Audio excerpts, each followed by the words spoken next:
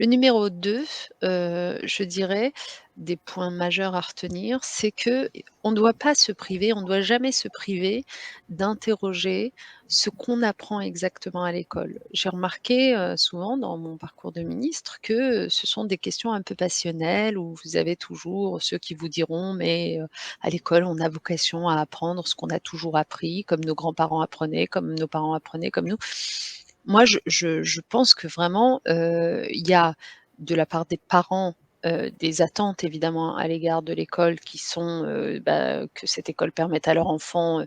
de savoir lire, écrire, compter, réfléchir, maîtriser une langue vivante, connaître l'histoire et la géographie, les sciences, et cetera. Donc ça, c'est évident, c'est ce qu'on appelle les fondamentaux. Donc ces fondamentaux-là, bien sûr que, ça c'est quelque chose qui est, un peu immuable avec le temps et qui a toujours été présent.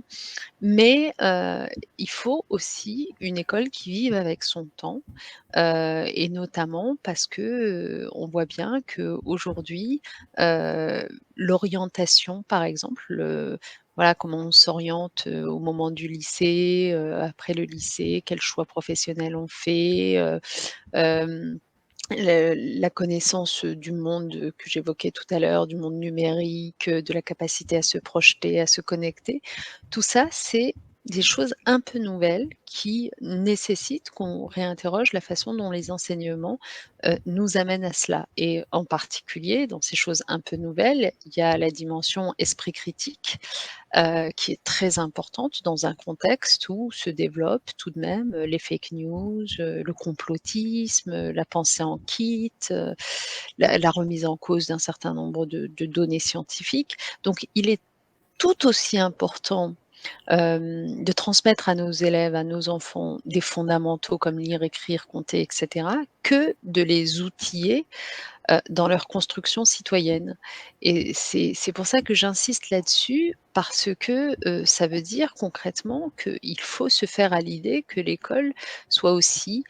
ouverte sur un certain nombre de sujets qui relèvent, par exemple, de la mémoire, de la citoyenneté, de l'égalité, entre filles et garçons, de la lutte contre les discriminations. Tous ces sujets un peu d'éducation populaire. Ça fait partie de la façon dont on se forge un esprit critique, donc ça doit être, abordé, à l'école, tout comme par exemple l'éducation aux médias et à l'information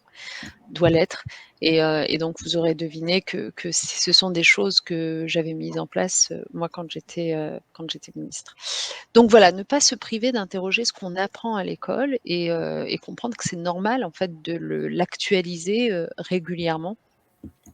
Voilà. Et puis, comment on l'apprend? Comment on apprend tout ça?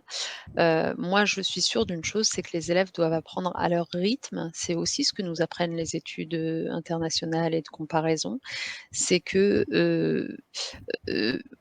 pour fixer durablement, leurs connaissances, la plupart, l'immense majorité des élèves ont besoin de mettre en œuvre par eux-mêmes ce qu'ils apprennent et donc, ça veut dire qu'une part importante des apprentissages doit consister à s'entraîner, à s'exercer pour pouvoir se tromper, faire des erreurs pour ne plus en commettre ensuite, et cetera, et cetera. Donc, cette, démarche d'apprentissage, cette démarche de projet, c'est quelque chose qui est, extrêmement, utile dans le monde qui est le nôtre et qui vient compléter, là encore, une vision un peu classique de l'apprentissage, par cœur, de l'apprentissage théorique, de la leçon magistrale. Aujourd'hui, on doit davantage, emmener nos élèves et nos enfants vers, la mise en œuvre pratique des apprentissages.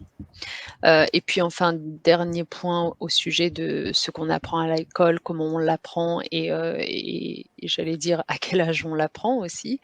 Heu, à mon sens, c'est important d'avoir une scolarité qui commence tôt. C'est p moi je soutiens qu'une entrée à l'école, à 3 ans, voire à 2 ans, voire à 2 ans, est quelque chose de très important, mais c'est parce que j'ai une expérience très précise où j'ai bien vu les effets, que provoquait, l'expérimentation de la scolarisation précoce dès 2 ans, notamment, dans des environnements sociaux un peu difficiles ou, quand c'était pas le cas, quand on attendait, plus tard, quand on attendait 3 ans, eh bien, en l'espace d'1 an déjà, il y avait un écart de nombre de mots de vocabulaire, maîtrisés par un enfant de classe sociale, peu aisée, par rapport à un camarade plus aisé qui était considérable. Donc je pense que la scolarisation précoce, c'est aussi une façon de lutter contre, les inégalités sociales, les difficultés sociales.